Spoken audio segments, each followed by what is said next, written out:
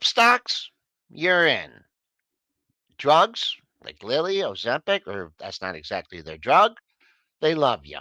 Some good earnings reports run up ahead of earnings. Will they continue?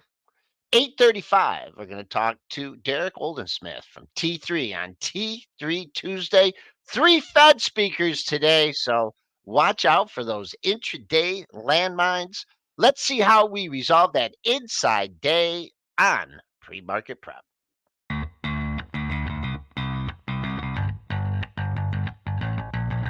Coming to you live from downtown Detroit, this is Benzinga's Pre-Market Prep with your hosts, Joel Elconin. This is a volatile puppy here, isn't it? And Dennis Dick. I'm bidding a penny. I'd buy that stock for a penny.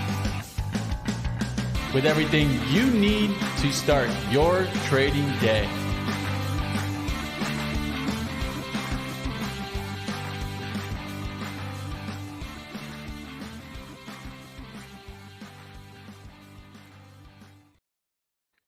Okay, traders and investors, welcome to T3 Tuesday. We're down just a smidgen here, 49.61, just hanging out and unchanged on the session.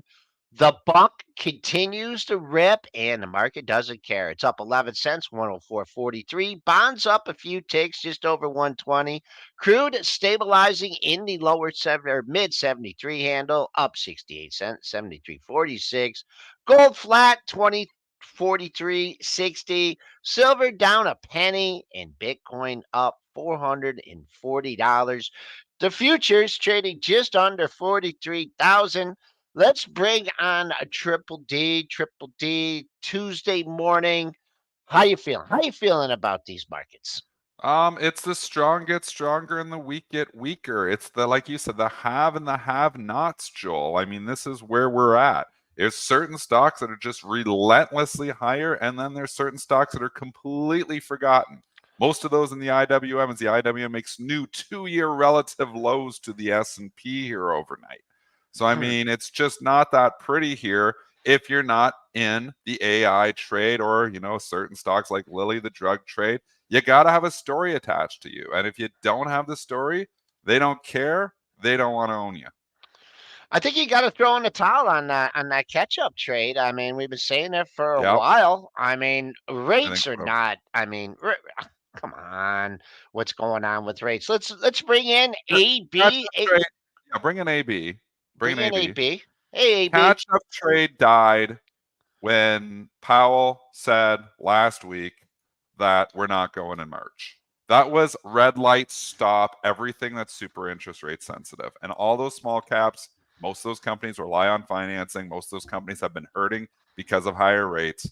And when they pushed it back to where it's May or June, we don't know yet, but when they said March is pretty much off the table, that was red light, stop IWM. And that was your signal. That's when I sold a lot of my IWM and I bought more Nvidia. Remember, I tweeted that out and told you guys on the show.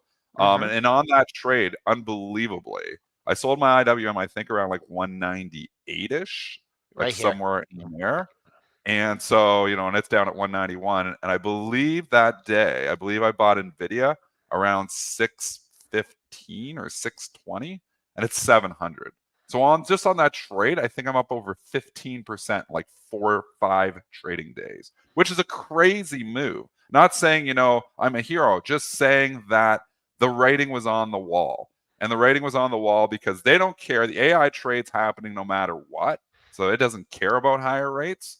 But all these small companies do care about higher rates. So until we start getting a Fed pivot, just as much as the Fed drove up the IWM in November because he actually pivoted, or December, remember late December, it wasn't November. It was like mid-December. Remember we blasted off in the IWM. You can see the candle that day. Went from 185 to 195 in like one day. It was back December the 13th, I think it was. That was the pivot. That's all about interest rates for the IWM. It's all about interest rates. You don't have to look further than the TLT.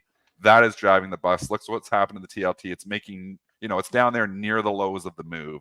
So that's what's happened here, folks. It's all about rates. And I just want to point out this IWM chart because you talk about just a classic move from that all-time high to that recent low. These numbers are off just a little bit, but right around 203. Look at the high of the move. You stuck your head over 200. I mean, I don't want to do it. I mean, I don't want to do a projection from 244 that move was down to what? Let's call it 80 points. I mean, you go from 200 to, I mean, I'm not calling for 120 on the IWM, but man, you had the 50. It took forever to do the 50% retracement of this move, and it's just absolutely failed miserably. And now, and I remember you sold some IWM around 200 too, didn't you? Multiple Um, sales. I had IWM was huge in my long-term portfolio because 6 months ago I kept thinking we're gonna have a catch-up trade. We're gonna have a catch-up trade because all these stock, IWM trade like 14 times earnings. I'm a value guy at heart, so I had a huge position in the IWM. It was like a three. It was like a triple size position in my long-term portfolio, which it gave you the out, and I've just reallocated here. I just don't feel like it's coming soon. I think there's going to be a time and a place. We're not writing this stuff off and saying IWM down forever. Forget about it. It's never going to come back. There's going to be a value market here again. This market is not the value market. This market is the growth market. This market is the story market. This market wants a good story. It just wants a good story. And IWM doesn't have any good stories in it right now. Value will come back into favor. There will be a time and place for value again. Believe me, markets do come back into favor, but this is not that market. Not Well, right. So we've got a bunch of news this morning while we're talking about the IWM and interest rates. I will just mention, because I talked about it last week, when we saw all the fears going on with the regional banks toward the end of last week, we actually saw the market putting about a 45% chance that we do end up getting a rate cut in March. Now that's back down to 16%. So I guess the market's a little bit less worried about what's going on in the regional banks. I mean, where's KRE at now? Did it end up recovering from where we were at last? Not at all. No, Maybe not much maybe it at just all. stopped, and maybe it just stopped going down as much, which was enough for the market to be like, okay, Seller exhaustion. As much as you got buyer exhaustion, maybe starting to happen with an SMCI, not was upper last night, kind of getting back. KRE is seller exhaustion. We sold off 15% in 2 days. It's an enormous size move. It's waiting for the next piece of news. If we get another bank coming out and saying, oh, we got a little trouble here. Oh, Katie bar the door. IWM's going down and KRE's going down too. It is, to bring this up, AB, is a perfect time because it is the reason also, not just rates, but that, again, rates cause the KRE to go down as well because all those regional banks that are underwater need lower rates sooner than later. So, obviously it was the NYCB stuff, but it was also the rates and Powell, not talking about going in March. That's what continued it here. So, I mean, if you get any other hiccups in the regional banks here, KRE could just make another move down like 10% in a heartbeat. I don't know if that's going to happen. Hopefully it doesn't. Hopefully it was just NYCB. I mean, they started getting nervous last week. To your point, WAL, they started selling off. A bunch of other regional banks. KeyBank had a couple bad days. Some of them have recovered, but KRE is not bouncing much. And I think KRE wants to see the TLT start ripping higher. That's what it really wants. And that hasn't been happening. Yep, and that will just be something to watch today and the rest of this week, how KRE is performing. Because again, if you see that start to slipping again, that could reignite some fears in the market. Like I mentioned, lots of headlines this morning. I saw some people in the chat talking about it. So some sadder news: Toby Keith, country singer, did pass away at 62. Had a form of stomach cancer.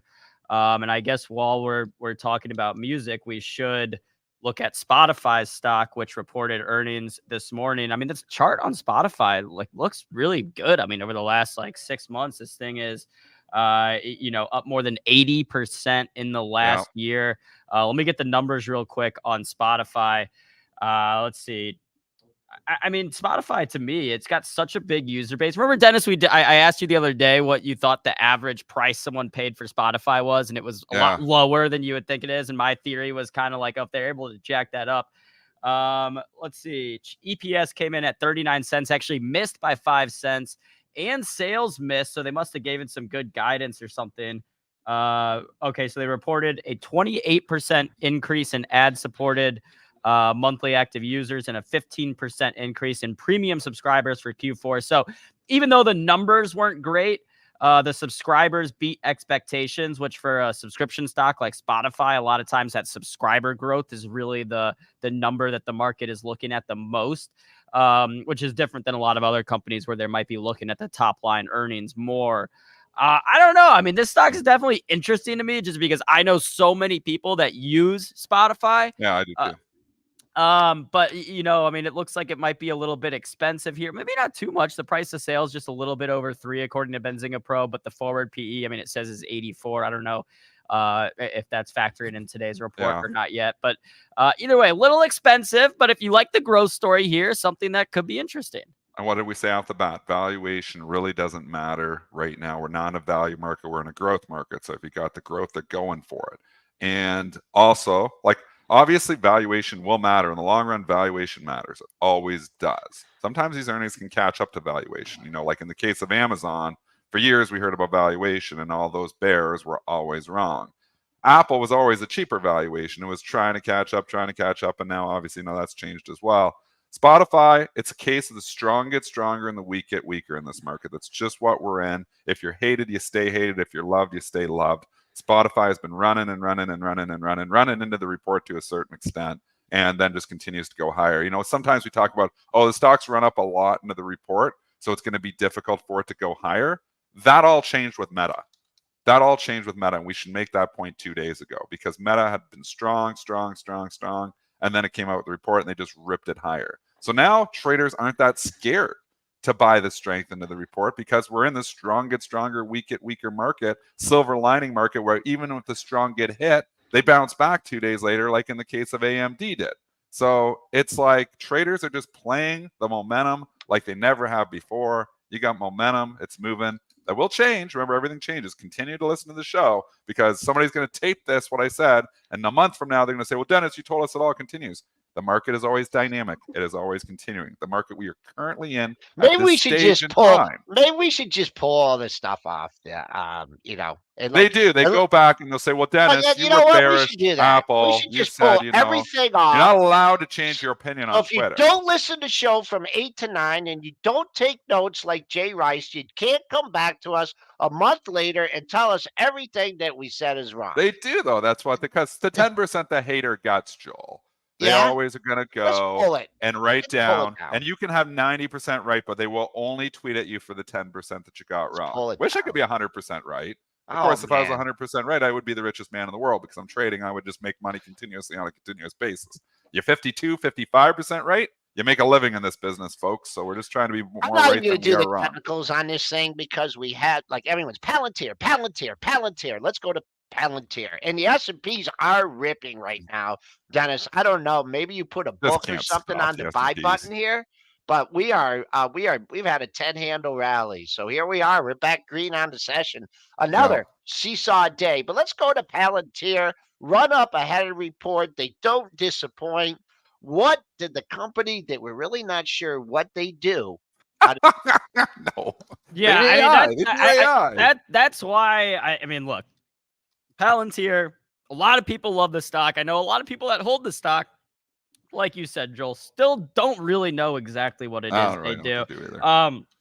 Company, the EPS came in line at 8 cents. Sales came in at $608 million, beat $602 million estimate.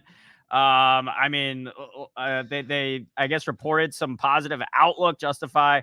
Looking forward, I guess in the next couple of quarters, Palantir gave some good guidance, because the numbers themselves don't look like they justify, a 17% stock pop. Again, just an 8 cent EPS that was in line with expectations. Sales came in at $608 million, beat by like $6 million. So it's not like the top line numbers were amazing. So I'm not sure exactly what's pushing up this stock more than 15% this morning, but you guys mentioned the trade where, this Palantir, like a lot of other stocks this earnings cycle, had been trading up into the report.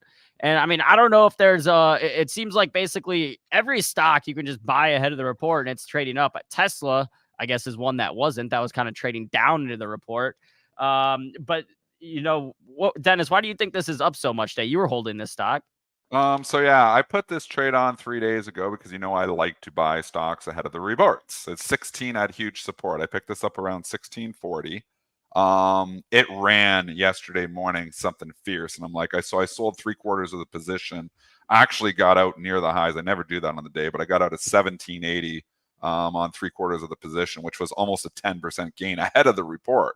I'm like, I'm making 10% ahead of the report. I didn't even have to go through the number. I wasn't intending to go through the number, but then I was like, you know what?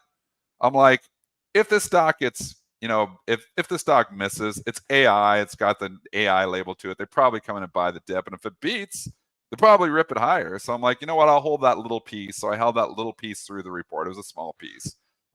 Just because I thought, if it says anything okay, the forgotten AI stock in this will run, and that's what we're seeing here this morning. I probably will sell it here this morning, the remainder of the position, because this was only a trade. This wasn't a long-term investment. I had this designated trade, and it worked out really well. So again, buying stocks, we talk about this strategy on the show for the better part of a decade. Buying stocks ahead of reports just works. Selling them usually before the report, but I just had a little. I took a flyer on it and took a little piece through the report. Again, very small position. It was like 10% of my position I took through the report, so it was small. This is like deja vu all over again. It had that big move after its last earnings report. Everyone was just pumping it. You gotta love the stock over 21. It's going to 51, and it came all the way back down to 16. Will that be the same scenario this time? Man, we're in a little bit different market environment. I could give you the levels to keep an eye on early. Pre-market high is 2010, so you keep that number. We seem to be bid up near that level right now as we're trading at 1979, up over 18%. But you don't have much up here. If you really think this is going gangbusters, on November 21st, you set a target at 2185. And that's what it hit, I believe, off its last earnings report. Finished the day at 1980. So to me, it's not so much important where the high for the day is, but like where does it settle in relation to the high? Because once it got a sniff at 20 last time, they came in with their selling shoes.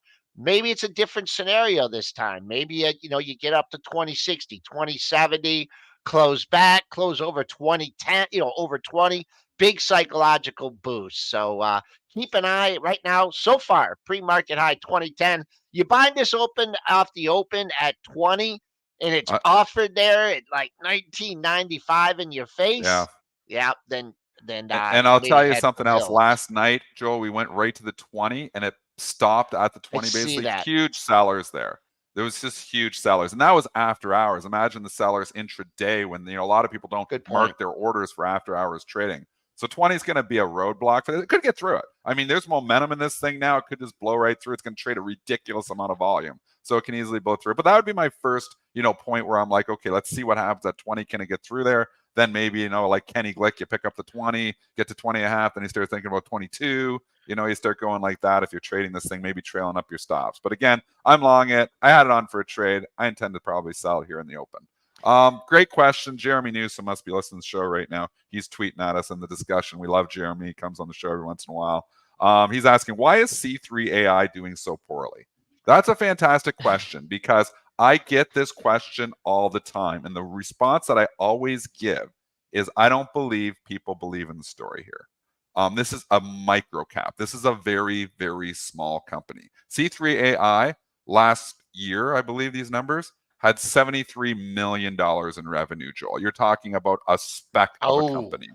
They have an awesome ticker symbol, the best ticker symbol ever. But there's a whole pile of companies that are just piling in trying to get on board with the AI trade. And I don't think people believe the story here. Not that it's fake, that it's not just like it's not Nvidia game changing. I don't know if their technology, and I don't follow the company close enough to say if the technology is game changing. All I know is I can look at market cap here. The market cap of C3 AI, if we just grabbed it here, is $2 billion. It's a very, very small company. Could it explode with the AI stocks? Yeah, but look at these other ones like Bullfrog AI, BFRG, Joel. Bring up these ones. These were all the AI, like, oh yeah, all these AI stocks going. Woo-hoo! All these stocks are not participating. And I think again, it's that there's smaller companies that want to be AI companies, But I think investors are saying, no, we don't know if you're going to Stick with actually the be the big boys. beneficiary here. These aren't the big boys. Yeah, These aren't like the stocks that we know Nvidia is going to be a big player in AI. We know AMD is going to be a big player in AI. We know, certain other stocks like Microsoft can be a big player in AI.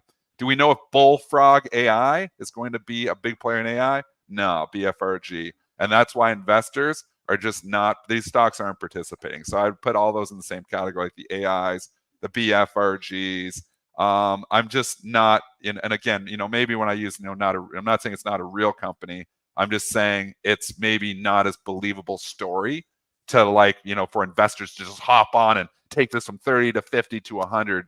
I just, show me the numbers. Like SMCI, the reason it's ripping every day, maybe it's a good segue into the stock that just goes up every single day, it seems like, showed us the numbers. The reason this is running AB is because this thing had unbelievable preliminary numbers and unbelievable earnings, and it's revaluing for those earnings. So, I mean, SMCI up here again, insider. And you know what? Here is one more thing, and then we can throw it to you guys and AB.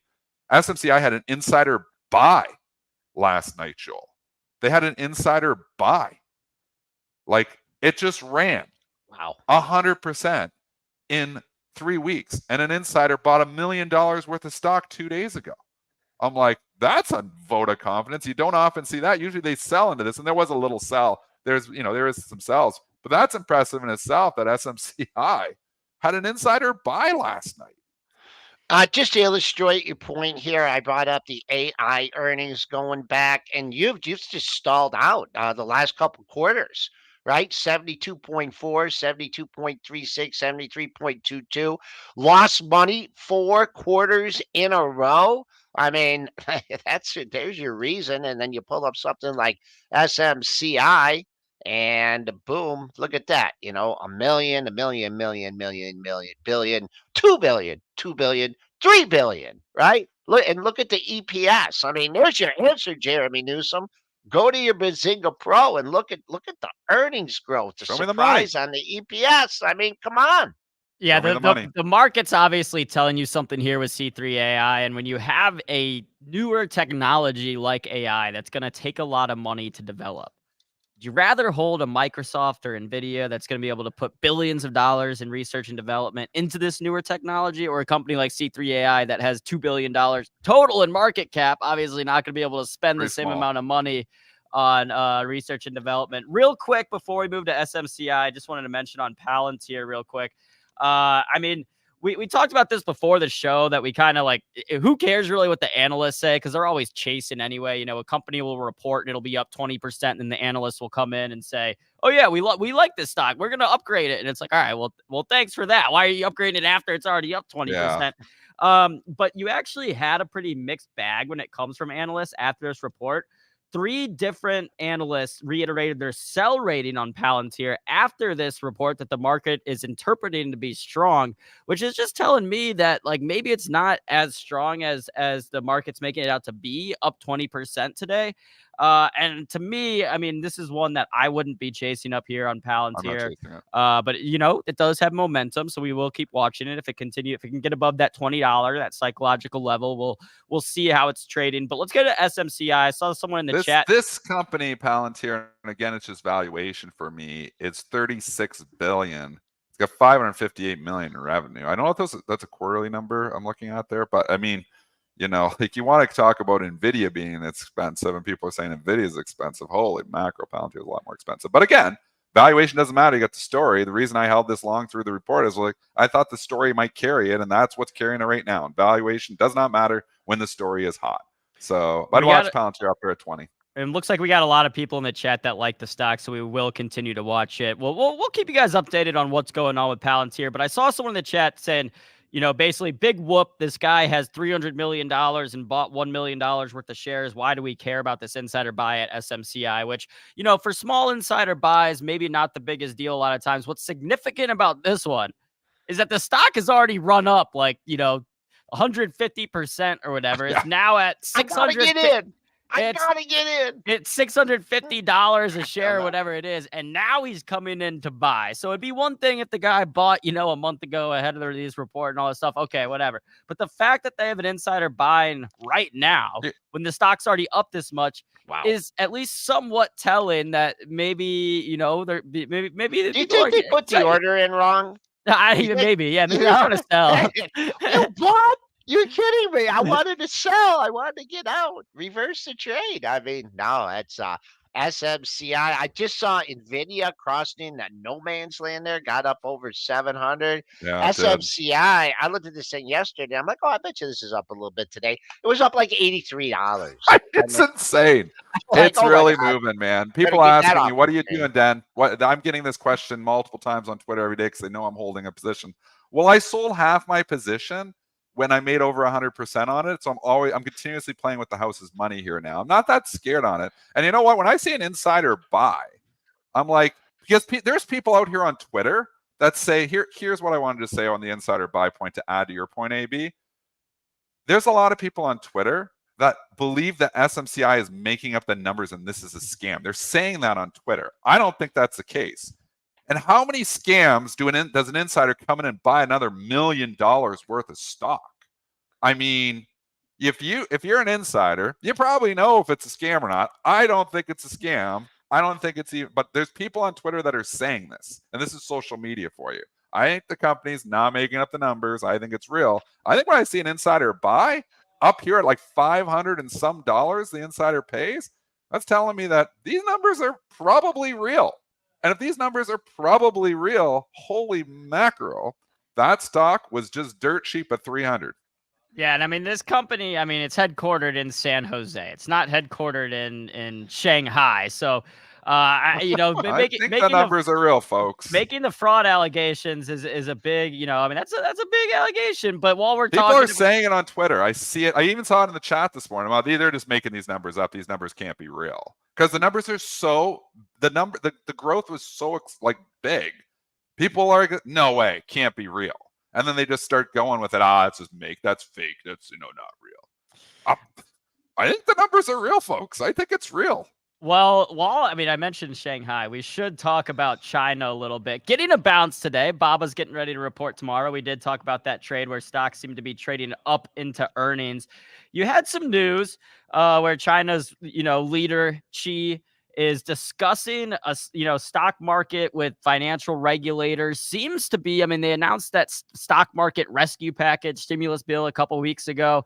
And it seems like, and I don't know, this is just from the headlines. I haven't delved too deep into this, but it seems like Xi, the Chinese government, is saying like, all right, we got to do something to get this stock market back on track. All the Chinese stocks have just been getting hammered, not participating in the rally that we've had really for the past year. And so now you're finally starting to see a bounce on Baba. I'm in this stock already. I've just got a few shares in my long-term portfolio that I got just because I thought, oh my God, the stock is so cheap. But now if you have some of this fundamental news that's, that China's they're trying over there. Yeah, gonna get a little bit more friendly, maybe. I don't know. I'm gonna be cautious and wait till after Baba's report, see how the market reacts. But again, if you're in any of these Chinese names and you've just been getting beat up, then at least you're, happy about seeing a tiny bit of a bounce the past couple days. And here you go, the same trade that we keep talking about. Sometimes we're right, sometimes we're wrong. This strategy that I've employed for the better part of a decade, buying stocks ahead of reports, is printing money right now. I don't know if it's going to continue. It's never been this hot. But, like Palantir going up 10% ahead of the report yesterday, Lilly running 10% ahead of the report, a couple days ago there. Baba, it reports Wednesday. It's starting to run here again. Yeah, you could say, it's all China stocks going, but the China stocks are lifting. And yeah, maybe that's the case, but Baba's really lifting. So a little bit of that too. Maybe it's coincidental and China's just going up here right now, but Baba lifting ahead of the report here too. So many stocks just running up ahead of their reports. Again, I'm not saying hold them all through them, but I'm saying there's some alpha to extract by being long stocks ahead of the reports. Nice pop off this one off the 4 a.m. open. I'm just looking at that. I'm just going to focus on the daily because, the overnight action's already dictated. But I think what you need, I know we're trading at 76.55. That's up almost $2.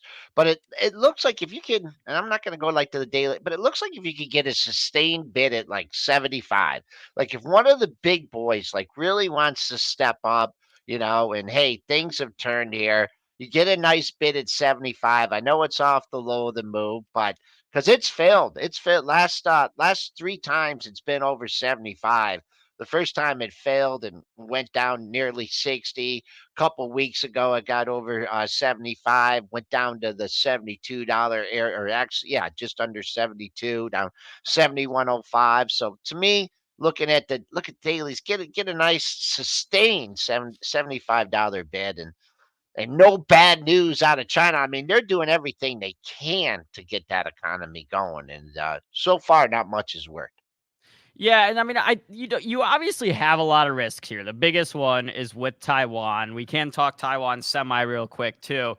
But to me, I mean, seeing what the like, I guess, kind of whole vibe right now, it seems like from Chi is that, hey, we're willing to show that we're going to get these stocks back on track. We're willing to do what we can to get them back on track, and probably that also includes not invading Taiwan in the short term. So I'd actually be willing to take a stab. I mean, I think you need to be choosy. I think Baba is the one, just from evaluation standpoint, how cheap So it cheap. is, that like this is the one I would be taking a stab at, the one I already have taken a stab at. I'm not saying go out here and chase this while it's up 6-7% the past couple of days, but let's watch after the report, and more importantly than the numbers, how the market reacts. And if you just start seeing this trade get back in favor, then people might be playing catch up, coming into these names and start buying. So Baba, I mean, anything, but as long as Baba is below $80 right now, like it's I mean, it's basically going to be cheap up until probably 100 something share price. So it's not like you're missing out and it's going to get super expensive all of a sudden overnight, unless of course the earnings, I mean, unless it pulls a Meta and goes up $50 tomorrow, which I don't think is happening. But Yeah. I mean, the Chinese stocks, just something to potentially look at, because again, if the leadership in China is saying, hey, we're willing to do whatever it takes to fix our economy, to get our stocks back on track, then again, I think that limits some of the risks out there that the market has priced in over the last year and a half. The stock is dirt cheap. And we've talked about this before. And to your point, For a maybe, reason. there's no imminent invasion happening here. The numbers will probably be good too. I don't mind owning Baba ahead of this report, and I'd almost have the guts to take it through it. Because one, they don't usually miss. How often does Baba miss numbers? And this market price is in nothing. I mean, I wouldn't be surprised Baba beats substantially and the stock does pop up. So I wouldn't be surprised if saw a stock at $85 after the report. So I kind of like it down here. I hope it pulls back a little bit more. Yeah, we'll see. I saw someone on Twitter talking about this yesterday, and I haven't looked into it to see how like true it is, but they were basically saying using Amazon's earnings and sales numbers on the e-commerce side to kind of predict what Baba's numbers would be. And I guess the theory is that so many products on Amazon are from people that buy things on AliExpress and then resell them on Amazon. So if Amazon's sales numbers are good and a lot of those goods are coming from Alibaba in China, then maybe Baba's numbers will be good too. I mean, to your point, Dennis, Baba usually beats on earnings anyway. They do. So again, we'll be watching that tomorrow morning.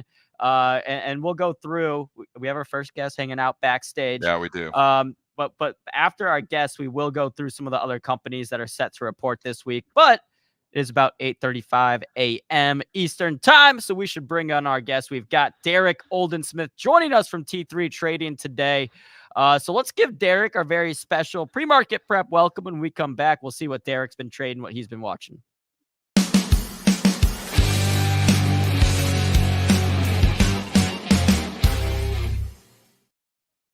All right, Derrick Oldensmith from T3 Trading. Derrick, how you doing this Tuesday morning? Doing pretty well. Glad to be back on the show. Thanks for having me. Of course. Thanks for hopping on. So we've had a kind of, wild week. We got earnings. You have, Fed news. What's been kind of top of mind for you? What have you been watching? Sure. So there's a lot going on right now. And one of the things that's top of mind for me is the spread that we're seeing right now between IWM performance and QQQ performance so far this calendar year. I think it's like an 8% difference. I think you got the Qs up about 4+% at this point on the year. You got the IWM down about 4% or so on the year. It's becoming a pretty big spread. We just got through most of the Mag 7 earnings reports, and they were, for the most part, pretty objectively phenomenal. You can't deny that. But it also seems to me that positioning in those names is starting to get really historically stretched. So I'm just becoming a little bit concerned here. Obviously, the technicals of the S&P and the NASDAQ still look really bullish. The IWM maybe not so much. I'm just starting to become a little bit concerned that we might be getting a little bit more toppy at this point. And it's almost weird for me to say that because I'm historically an optimist. I tend to be on the bull side of the market, but just hitting a point here where I am seeing some things to be concerned about under the surface. You've got the average company that's out there down, but the S&P up. And by the way, that doesn't necessarily mean that the market has to roll over. There's been plenty of instances in the past where leadership has been sparse like that, but then the rest of the market catches up. I actually think that this time might be a little bit different, where hard to call for a real pullback when you see what that Meta earnings report looked like in big cap tech, but at a minimum, I think that it might struggle for the Qs to really give a What lot would of change your mind continuation on here. that trade, Derek? Like, what would change your mind? I mean, people have been talking about the catch-up trade, It doesn't look like rates are going to be. Is there a number? Is there like seller exhaustion? I mean, what would change your opinion on that? So in some ways, I actually think that the easier, better trade will be to look for the IWM buy, the mid cap, small cap buy at a certain point. But the thing that you have to wait for on that, and I do think patience is required, is we have to wait for the market to have a reality check on the amount of cuts that they're still pricing in at this point. The Fed has been saying from the beginning, 75 basis points worth of cuts in the year 2024. The market was pricing in 150. It doesn't make any sense. And those mid caps, small caps, they're very interest rate sensitive. So while the market is still kind of repricing what Jerome Powell was just saying on 60 Minutes and bringing those cuts back down to reality, you have to be a little bit patient. But I think that at a certain point, that does set up for a pretty good long trade. But in the more intermediate time frame until we get to that point, I'm actually becoming increasingly bearish because I don't think we're at that point yet for those IWM names to be a strong buy. And just the positioning in the big cap tech stocks just seems so stretched that I wonder how much continuation that they can get. I think both sides of that trade still require patience, though. This might be a situation where it's like mid-February after we get through OPEX and we can get some vol unquenching to come in and loosen this market up a little bit. But at a minimum, I'm very cautious on new longs right now. That's not to say that there aren't some pockets of opportunity. I know you guys were just talking about the Chinese names before I got on. Yeah. I've been building in to the Chinese names for a month now. JD and Baba have been some of my heaviest positions. Actually booked a little profit into this up move this morning. So I do think that there's pockets of opportunity out there, but for the most part, I think you got to be patient if you're looking for new longs in Mag 7, and you also got to be patient if you're looking for the catch-up trade in the small caps and the mid caps. What about Apple? I just want to get your thoughts on Apple here because we're talking the Mag 7 here, and obviously we've had 3 or 4 of the Mag 7 that have just been unbelievable movers. Tesla's been the dog, but Apple's also been a dog, and it's just reported here. The earnings were okay. They bought the stock back. It initially dipped, and then they've bought it back here. People are talking about this Vision Pro here. It's kind of an interesting setup. That's why I just want to get your thoughts on Apple here, too. I have a small position in Apple. Thoughts here, Derek, on Apple? Apple 180 is the big spot to watch. The $180 support level, real big spot to watch. We've held it 3 times. We held it on earnings, the 200 days above that point now. So as long as it continues to hold 180, I think that you're in the clear on the long side of it. You start losing 180 and there could be a pretty significant pullback. You could be looking at a $10, $15 pullback on the break of that level. So keeping that one as simple as I can. So, Derek, I mean, you mentioned the IWM's weakness right now, and it's kind of been a tale of 2 markets. And, for a lot of people that haven't been in the Magnificent 7 stocks the past few months, it's like they're looking at Nvidia, Microsoft, whatever, saying, "Oh, I can't buy this up here." Then they look at the IWM and they're saying, "Well, this is so out of favor. I can't buy this either." If we do start to get some, more chatter about rate cuts and the IWM starts heating up, are there certain stocks or sectors within the small caps that you like? I like tech growth for when Okay. interest rates start coming down in particular. Your Palantirs of the world. Palantir obviously coming to the forefront of my brain just because of the earnings report and the move. I actually held a pretty decent sized position into that earnings report, but $20 is a big resistance level up here. So I'm booking profit into this $20 area last night and this morning. But I think that, same deal. You look at how growth tech has traded so far in 2024. A lot of these names are down 10 to 40% on the year. Some of them, it's pretty crazy, actually, while you've still got Nvidia going through the roof. So I think that you see a big catch-up trade in growth tech, but you still just have to be patient. We got to get to the point where the market has a reality check on how many cuts that we're actually going to get. And until that point, be really careful. And there might even be some shorting opportunities out there, like Tesla got downgraded this morning. That Tesla chart looks awful. It's still down 50% from highs, and you might be able to push that one still to the short side at this point. We haven't even talked about Tesla today, but we will before the end of the show. But I mean, so do you think in terms of the small caps, you can kind of look at which stocks rallied last like November into December and that have since sold off, and then think, okay, well, if we do end up getting, some of these rate cuts, these will rally again? I mean, I'm looking at like the upstarts of the world that went up 80% in a 2-month time frame from November to December that have now sold off, where you're thinking, well, since they ran a couple months ago when the theory was rate cuts, then maybe they'll run again if we do start getting rate cuts on the table. That's definitely what I think. These are momentum stocks. They're short squeeze stocks for a lot of them. Upstart's got a large short flow to it. So I don't love the idea of just, buying those on the way down and hoping that all of a sudden the market turns around tomorrow because we start to, move higher on cuts. I think that you wait for the whites of their eyes, let them begin to move up. You don't need to catch the absolute bottom, because if they squeeze, I mean, we've seen how the upstarts and affirms have moved in the past. So buy them on the way up through levels versus levels. That way you've got your risk in place and you're buying that momentum on the way up and looking for that squeeze. You definitely don't want to be too early. You don't need to be first, because the moves can be massive in those names when they come in. Great point. And then, I guess so you already mentioned the China trade. Are there any other stocks that are getting ready to report that you've been in, or what has been your big takeaway from earnings season so far? This earnings season's been an interesting one.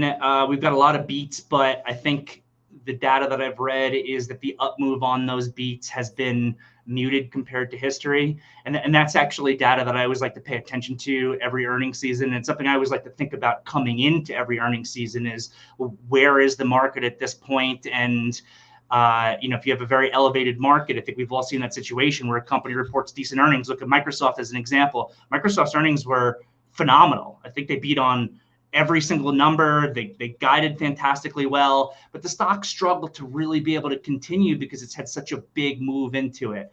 Obviously, you can still get a report like Meta, which was just an absolute and utter blowout.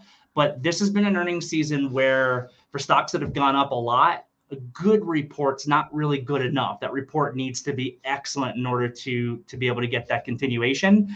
But there's exceptions to that also, because again, you look at a Palantir, which is a little bit beaten up on the year, and that report I think was just okay. The profit for the next year looks good. Their guidance on that, but the revenue guidance for the next quarter was a miss.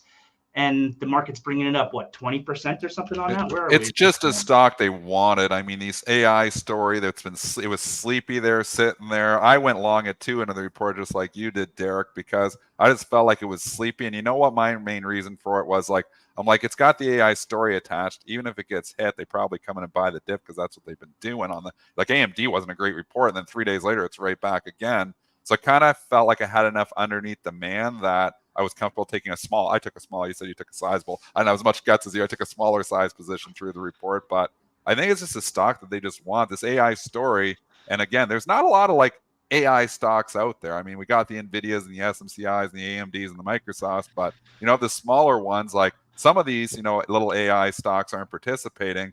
Palantir is a real company making real money here now. I feel like this is just, this AI story just isn't going away. It's not. And the interesting thing is that the most bearish thing that you could come away from the Microsoft earnings report is that they need to spend so much money on AI. Where's that money going? It's going to Nvidia. It's going to AMD. It's true. This like if that's the bear case, we're spending too much money on AI. Like, okay. What are your thoughts on Nvidia? I mean, it's run so far. It's up 40% this year. It's obviously the numbers, from when they were given the guidance before were phenomenal, and maybe it's just driving on the whole AI story here. Can this continue?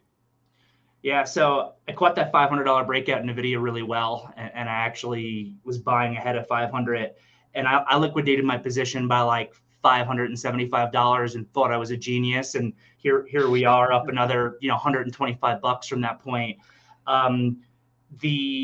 The move the last 3 days has really has started to become parabolic in nature.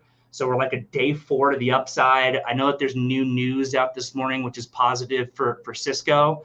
And again, I don't think that Nvidia is going away. The AI spending, like we just said with Microsoft, is very real. But it seems to me like the stock is finally getting a bit ahead of itself. So I actually have this on my list today as a potential short back through yesterday's high, just as a trade, just as a trade off of the pretty extreme amount of extension. You could get a $50 pullback in Nvidia right now to $650 and have the stock still be very healthy and bullish. But the parabolic nature of the move is starting to seem like it's getting a little bit ahead of itself. Volume increased again yesterday, so it looks like you're getting some maximizing volume into that parabolic move. So it'll be really interesting to see how it trades today. You got to be very careful shorting on the way up. A name that's like this, you can get totally caught in this. So I think that the move here is to let's watch it today, and if they sell it down, especially on good news, whenever it's been one of the big signs, it's been a truism of my entire 15-year trading career. When you start to see stocks not be able to continue higher or even sell off on good news, a lot of times that really becomes a signal to be able to come in on the other side. So you got good news this morning with the Cisco partnership. If the stock can trade back through yesterday's low through 695, you potentially have a short where you can be shorting it on the way down versus your opening high or your pre-market high or something like that. And you could look for a move to the 80 MA on the daily chart, which is still sitting down at $650. And like I'm saying, you get that quick retracement on it. It's not a bearish stock all of a sudden. It's just normal, healthy price action of price correction after a big move. Yeah, that's a 7-day winning streak for Nvidia. So the top of yesterday's range is right at 694.97. So keep an eye on that. Derrick, I want to ask you, and I really haven't heard a lot of talk about this, but just being exclusive here to Meta and Amazon. I mean, those companies did have some major job cuts. Right. And I don't want to call it, financial engineering, and I'm not calling for a recession or anything, but is that concerning to you at all? I mean, the numbers were good. The buyback was good. I'm talking about Meta here. A dividend out of Meta. I mean, that opens up the stock to a whole new group of investors. But how much does that concern you at all? That, job cuts, getting rid of, bringing in the expenses. I mean, how many times can you do that? The layoffs honestly don't concern me too much, and the reason for that was because these companies just really overhired in that 2021 period. So I think that you're just seeing these job cuts as kind of a reversion to the mean, if you will, on employment that's there. And this whole move that's come from Meta since that like $80 low has been from Zuckerberg going for efficiency, and to some degree, they've even been able to look at like a Twitter and Elon Musk basically cutting 90% of the employees there, and Twitter still being able to function to some degree. It's not like the platform's imploding every time you go on it. So they're like, well, if other tech companies are able to do that and still operate fine, why don't we work on efficiency as well? And again, that Meta earnings report was pretty excellent. The stock's pretty extended at this point, so I don't like new longs here at this point. But the other part of it, if you really want to talk financial engineering, it's the buybacks. And that's the most difficult thing for me on trying to short any of these companies, trying to short Apple through that 180 level or whatever. You are always fighting Apple itself buying $25 billion of stock a quarter. And you're coming in, you're trying to short that, they're on the bid. It just inherently makes those shorts a difficult trade. Well, we've been on the line with Derrick Oldensmith again from T3 Trading. Derrick, thanks for hopping on with us this Tuesday. And if you guys do want to hop in to Derrick's virtual trading desk, I'll drop that link in the chat. You can do it for the rest of the week from February 6th to the 9th. Make sure to check that out, Derrick. Thank you again for hopping on with us. Yep, my pleasure. We're opening up my virtual trading floor to any of your listeners who want to be able to join just for this week. So it's an exclusive opportunity to trade with me and my group of professional traders. And I hope that I get to see some of your folks in there. Awesome. Well, thank you again. Enjoy the rest of your week. You too. Thanks. Thanks, Derrick. All right, guys, go check out that room if you want to get some more from Derrick and T3. Boom. Great guys. Derrick had a lot of good insights into this market. Yeah, very T3 consistent. guys are good, man. Very consistent. Yeah, and, T3's been sending us some good peeps. Well, you know what Derrick brought us to was Sentinel One. We haven't given him any props, but he said that thing around $18. It's $28. I mean, that was a fantastic call too. So, they've brought us some good stocks. All right, we are going to go a few minutes extra today, past 9 at least. Joel and I will be hanging out. Hopefully Dennis can hang out with us for a few extra minutes too. Sure. But we do have a lot of things to still get to. I meant to mention it earlier when we were talking about Spotify. There was a different music, I guess, related or music-linked company that reported earnings yesterday. You guys know what I'm talking about? Run that by me again? A music-related company that reported earnings yesterday. I only know Spotify. This got to be a small one. It is small. One of the companies. I'll give you a hint. This company hasn't had too many earnings reports. Chad, help us out here. Me and Joel are stumped. We're stumped. It's probably not even in my universe. I'm bad at adding. All right, another hint. It's a venue. It's a music venue, a publicly traded music venue. Live Nation's close. Oh gosh, we're getting thrown under the bus here. Live Nation is what I would have guessed too, but he said it's only been out there for a couple quarters here. Yeah. Nope, nothing. No one's guessing it. All right, it's the Sphere. Oh, there we go. Someone got it. Jimmy B got it. Yeah. The Las Vegas Sphere reported earnings yesterday, and the stock traded up 10%. Adding it right now. What do you guys think about this? I mean, the company ticker SPHR, they're going to be able to make a lot of money on advertising during the Super Bowl, right? Some big company or someone's going to come in and buy the advertising rights to make the outside of the Sphere, a Rocket Mortgage logo or something. So I don't know. This is an interesting business model because they've got both the revenue of the concerts inside the Sphere, and then also they made their entire building, their one asset, this venue, a big old billboard on the outside. I mean, I that's an interesting business model. Hey, let's make our building a billboard. Do you think you're gonna see? Should we do that here at Benzinga, Joel? Should we make a big LED screen and just throw ads on outside? Well, yeah. Don't we have a sign outside? We do, but we don't bring up ad revenue on it. Yeah, let's bring up ad revenue. Get that going. I like ad revenue. No, I just thought that was worth mentioning. This company, I mean, it was trading up 10%. Saw a bunch of people on FinTwit talking about it. YouTube. I like new stocks. I've never traded this stock, so I like new stocks. YouTube played there at kind of its inaugural thing, and then tickets actually went on sale yesterday for Dead & Co. with John Mayer. They're doing 24 shows there, and apparently the ticket demand has been off the charts for that show as well. So I don't know. Could be something to watch. I don't love I just can't see there being that much growth there. I mean, this company is just going to be hosting concerts, then doing the ads on the outside. But hey, it could be something to watch. All right. Technicals on this one? On Sphere, SP. Yeah, let's take a look. A good day yesterday. Broke out, traded up 23 cents. I'd like to just see it hold the top of yesterday's range. Next day, I mean, this is the first day perhaps of a 2-day move. You got a favorable market. I'd say let's get into the $40 handle. Next target on the upside, not too far away, 40.65. And also nice volume yesterday. This traded almost 2 million shares.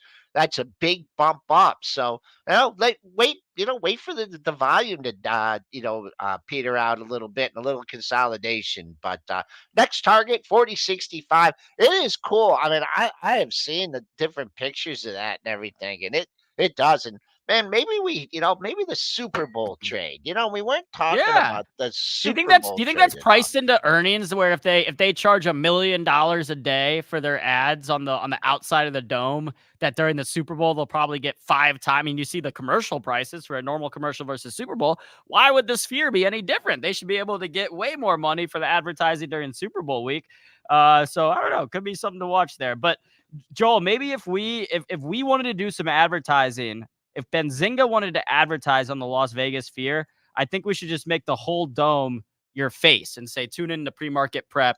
And that will get everyone in the Las Joel Vegas. mugshot. Well, it would get a lot of women. Yeah, it'll get our female you know, audience up a little bit. I mean, from 20 to 80, Yeah, because there I we kind go. of fall in between that range. Are we talking about the age range of women that'll be tuning into that? All right, let's talk about some stocks that might be moving the market a little bit more. Eli Lilly, of course, reported earnings this morning. Stock trading up, at least last time I checked, about 5%. I mean, this chart, Joel, I don't even know. Do we even need to give technicals on this chart? It looks the same as Nvidia. It's the same as SMCI, although SMCI is even more stretched, but just gone parabolic here now. I mean, it's like sometimes when they go parabolic, it's a good time to ring the register. This story is real. The valuations are crazy forever, but when the story is hot, it doesn't matter. New highs, hard to go short stocks making new highs. I usually book profits into these parabolic moves, but it hasn't been the play. It hasn't been the because call they continue, man. I mean, this is like, that's why, people are asking, this is unlike you. Somebody was saying to me yesterday to be holding Nvidia this long or to be holding, but again, these were longer term plays. But I mean, just the moves, they just continue. I don't know what stops them. They're going to stop eventually. Buyer exhaustion is going to stop these stocks eventually, but they're all together. Group them all together. SMCI, Nvidia, Lilly. It doesn't have anything to do with the other ones, but it's group it together because when the ones start pulling on the momentum stocks, Momo comes out. It usually comes out of the other ones too. I know some mega bulls have turned on this market, and the dollar and everything. But I mean, at this point, look at that. You had that sell off yesterday. I mean, you didn't even get near Friday's low. They buy it all the way back up. Momo's green on the session. You're getting back the losses. I mean, you're gonna have to see a little. I mean, maybe when the inflation data is not till next week. So, I mean, it's hard to call a top in this market when there's just this relentless buying. But we'll try and call the top for you when we see it. And right now, S&P's nice bounce off that pre-market low. We are approaching the highs of the session at 49.7150. What I would keep an eye on for the S&Ps is that all-time closing high on Friday. A little fluff there at 49.80 and a quarter. So if you're looking at some of your other stocks, just look where that all-time closing high is. You'll see if people are trying to work their way out at the mark, or at least the best mark that they had on their sheets. So I think one of the things, looking at just kind of the sentiment of the market right now, and, obviously right around all-time highs, still pretty bullish out there. Both for Nvidia and not Eli Lilly, but for the other one, Novo Nordisk. Novo Nordisk said that the weight loss drugs, they're having kind of supply issues where the demand is so high they can't keep up with supply. Basically, the same thing you heard from Nvidia about its semi chips. And in a market that was dominated by bear sentiment, I feel like the people would be taking more away from that. Oh, these companies are having supply chain issues. Their numbers aren't going to be as good because they can't meet demand, all this stuff, and be selling off. Instead, the spin zone of that, the other side is, oh my God, look at how great demand is. They're selling every single drug they produce. They're selling every single semiconductor, every single chip they produce.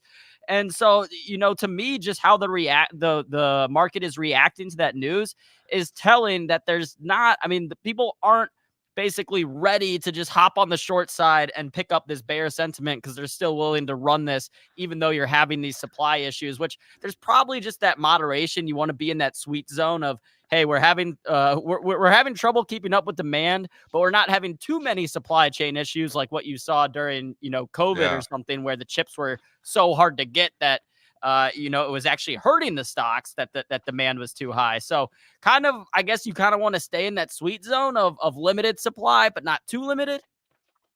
And I'd always rather have the problem of too much demand and, we can't keep up with the demand than no demand and we have inventory all over Right. the place and we don't know how to get rid of it. I will always take option A over option B. And I think that's just where we're at on a lot of these companies is the demand is just there. It's like weight loss and AI. This is what it's all about. This is the 2024 story so far. It's weight loss and AI. And, and actually, this is a story that we predicted that it would be. And that's why, I went with the NASA acronym. I went all over it. 3 AI stocks and a weight loss. While I felt like a story that could pick up with weight loss, which, obviously, it's not one of the big ones yet, but I think it could be. So, I mean, this is just, does the story cool off? It's the same thing. It hasn't went as NVO hasn't went as parabolic as Lilly, but it's still up, 13% here in the better part of a week and a half. These are big moves for huge companies, Joel. I mean, that's the one thing with the Meta move that was so impressive. It's not like Meta is a little $100 billion company. It tacked on $200 billion in that move. I mean, these are impressive moves. Like Lilly is not a small company. When it's running 100 points in 3 days, and that's what it just did. What's the market cap increase on Lilly there? Like it was, 570. Now it's like 670. I mean, it just tacked on $100 billion in 3 days. This is a lot of money being made here. This isn't like $1 billion pop-up. It's $100 billion pop-up for Lilly. It's impressive. Well, maybe a company we're talking about the demand and keeping up with, having the supply keep up with the demand. Tesla might be a little bit on the other side. I mean, for a while, Tesla was kind of in that same story of it sold every single car it produced. That was the big thing, is it just needed to produce more cars because the demand was out there. I haven't looked at the inventory numbers, but based on how many price cuts the company has done in the last year, it tells me that maybe demand isn't soaring through the roof. And we've seen this from other from the legacy automakers that have talked about scaling back, and the EV demand hasn't really been there. I mean, Tesla's just in this market that's hitting all-time highs has not gotten any bounces. We're now are we below 180 right now? Yeah, we are we're down 268. We Another got downgrade a today. downgrade This from is Daiwa Capital. Analysts beat up on these things. I mean, as much as there been good news on some of these stocks, I mean, you've had nothing but bad news. You talk about a story, there's good stories. Right now, I mean, the stuff that's been coming out in Tesla, it's just been all bad. I mean, just even like what we had Gordon Johnson on a couple weeks ago, and I mean, the stock's probably $15-20 lower since then. So the story is gone here, and you need The the ice news. cold. I wouldn't say it's gone, but it's ice cold. And the valuation is nosebleed, and that's the issue. And I took a little starter position because I felt like I liked the bounce off the 180. It's starting to breach that here. I might actually cut it out and it's okay. You can throw in the long-term portfolio, take a starter position. It's like, nah, you know what? I don't think it is the bottom here yet. And you can always cut out, and then you can get back in and re-enter. I think 5 years from now, the humanoid aspect is going to help Tesla here, but it's just too far down the road.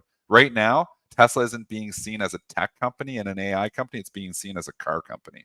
And that's the biggest problem here for Tesla. They need to, maybe it's going to take Musk. And the one thing you have is Musk is a wild card, and maybe he comes out and he doesn't like his stock going down ever. So like he might maybe talk it up. Maybe they got a lot of cash, maybe he comes out and announces some type of, dividend or something. I don't think he's going to do that. It's not his style. I don't know about a dividend. Now, maybe like they've done stock splits in the past. Would he do a buyback? Would they do a buyback? I don't know. They got to do something. But they got some money. Let me throw this to you, Dennis. So let's assume both these stocks are a little bit expensive right now. Would you rather own Tesla at a forward PE of 55? Yeah. Where all these, concerns going on with the company, whatever, the past year, or Nvidia at a forward PE of 35. So, I mean, but again, I think both stocks are a little expensive. You can go out there and say that, but I'd rather have the one with the lower forward PE and the story of, okay, booming AI can barely meet demand versus Tesla, where you have all these question marks related to the overall demand for electric vehicles. And then if Tesla stock keeps falling and it does get to like that forward PE of around 40 or something, which I don't know when the last time we would have seen something like that for We Tesla. saw it at 29. When it got to $100, the forward PE was 29, and we actually said it. We were talking about it then, and it's like, it's actually not expensive. This is the first time Tesla's actually not super expensive. But it was super out of favor. And then, we know it's bounced since then. It's a fantastic question. You know my answer. I mean, I have been talking about Nvidia not being that expensive here for a long time. The stock price is just trying to catch up to the earnings growth here. I know there's everybody out there, and last night, people on Twitter again, there's Nvidia trade 100 times earnings. Well, you keep looking at those trailing earnings, buddy. You're going to miss a lot of good moves because the projections are not there. I mean, analyst projections for 2024 are up at $20 in earnings. So do your math on that. 2025, they're looking at a 25. That's analyst projections. If those go up, that can change things too. But if you take your calculator, I can't do that air math there, but you go 700 divided by 20, that's 35 times earnings. That's not 100 times earnings, folks. That's the old earnings. This is AI. This is moving up. The only argument I'm going to say again, if you're arguing on valuation on Nvidia, it's not that bad. If you're a bear, what I want to hear is pull forward. I want to hear these arguments because then I know you did your homework. When you're just grabbing an old PE and throwing it out there and trying to do your homework, you didn't do your homework. There's no sense even listening to what you have to say because you didn't do your homework. I want to hear like pull forward, margins declining. Those types of arguments are real. Those types of arguments like we're not going to hit $20 in earnings, Dennis, because this is what's going to happen that we don't hit those numbers. That's what I want to hear. But you just throw out it's trading 85 times earnings. That means you just took 2 seconds and looked at the PE that you grabbed on your from last year and just threw it up there and made an argument. It means you did 10 seconds of research. You got your CFA hat on, Dennis. I don't think people, understand. There's an argument to be made from the bears. It's pull forward and margins declining. But demand is there, folks, and the PE. When you can't get enough if it stays up. Yep. Can't get enough of your product out there. Demand, basic economics. I know I took it pass fail in Michigan, barely passed it, but man, supply and demand. I mean, when you got the demand out there and there's not enough supply. Right. And if you want to buy companies that have their, quarter over quarter earnings growing, you want to see companies make more revenue than they did the previous quarter. Obviously, the expectation is for Nvidia to do that in a big way this upcoming quarter. So I think it'll be a big kind of, line in the sand moment for Nvidia where it's going to say, okay, we all know the numbers are going to be good when the report comes out. It's how good are they going to be? How much will Nvidia raise guidance?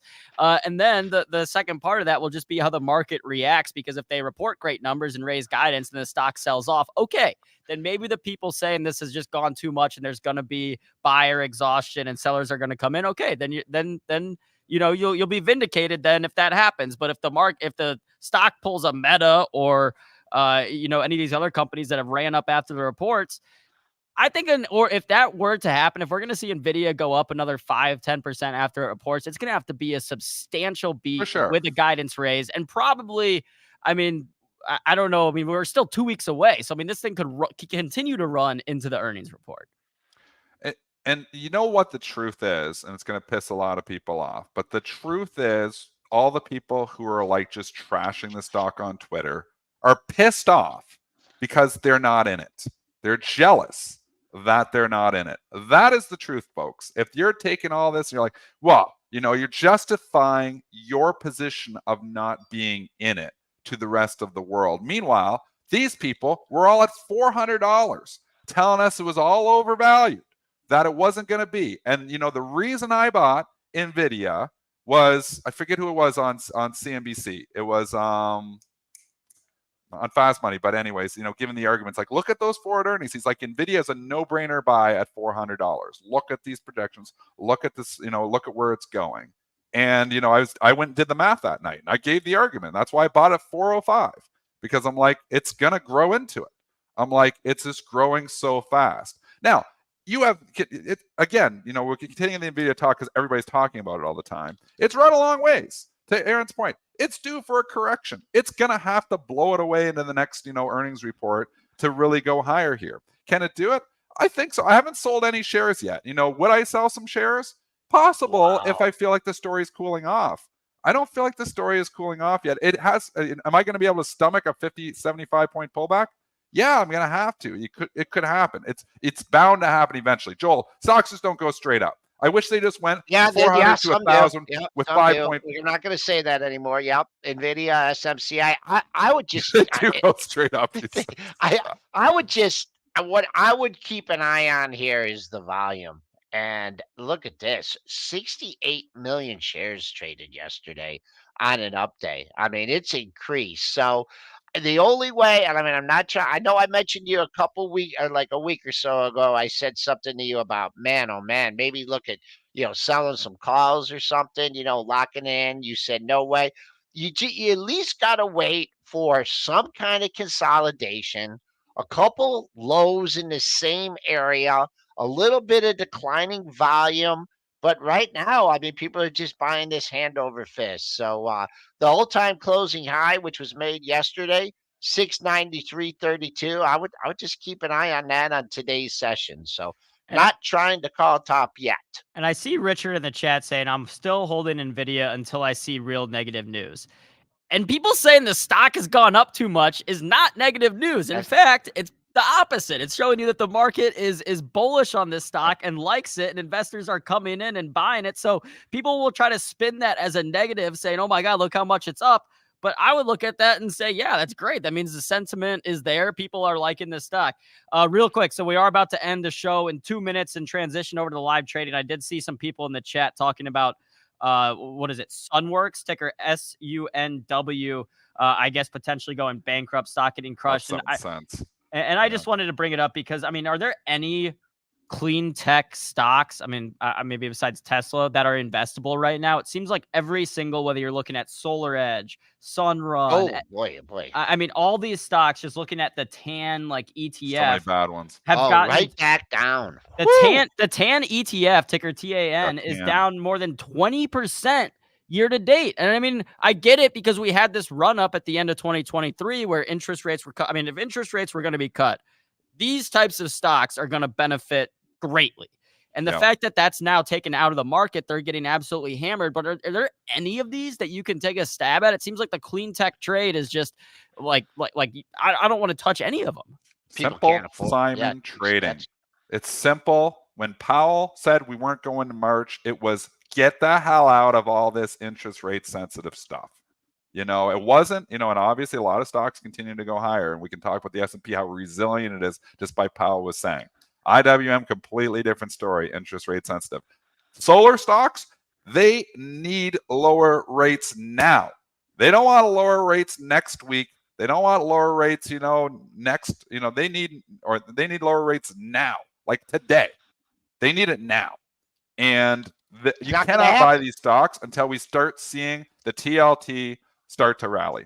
TLT starts ripping higher, longer term rates start going lower. Solar stocks will be a buy once again. The only thing that's going to spook this market, right now the only thing that's going to spook this, and like it just people get so carried away. I mean, just hearkening back to what Powell said, with the pivot, and then you come out with the data. The thing that I think you have to keep your eye on is those inflation numbers coming out next week.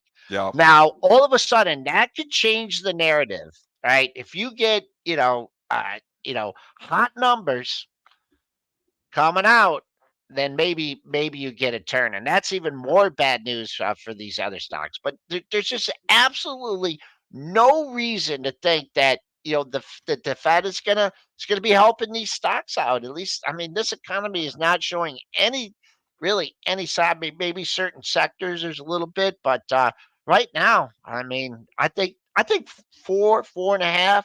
I think we're going to be looking at this. We're going to be doing the show a year from now, and we'll be like, "Oh, are rates going down?" No, they're not going down. Staying it's higher not for good. longer. Yeah, or stable for longer. That's what I've been saying. Stable for longer, not necessarily. Yeah, we're still historically low rates too. People wake up. Our rates are still, if you look at it on a long-term basis, we are still at a historically low rates. And the contrarian has been getting absolutely hammered in this market. Contrarian strategies, folks, are not working in this market. They worked well in 2022. They were killing it in 2022. Contrarian strategies, even in 2023, contrarian strategies, a lot of them worked well. We're chopping around, fade trade. Remember I was talking about all that? That is not working right now. You are buying stocks that are going down like Tesla, they go lower. You are selling short stocks that are going straight up, they go higher. We are in a full momentum market. It will change. It will change again. But right now, momentum traders are cashing in and contrarian traders are getting killed. I'm going to finish with that. Yeah, and we'll be here when that market does change, because like you said, Dennis, we can't keep doing this forever, but right now that's the type of market we're in, and if you've been trying to fight it, you've been getting beat up, and if you've been just kind of, going with it, you've been doing well. But all right, guys, thanks for hanging out with us for a little bit longer today. 9:16 a.m. Eastern. Market opens in about 14 minutes. We will transition you guys over to live trading. You do not need to go anywhere. Thank you to Derrick Oldensmith from T3 for joining us today. We will be back tomorrow. Got a bunch more earnings that we didn't even really get to talk about today, but we will do that tomorrow. Again, thank you to everyone who tuned in. Please smash the like if you have not already.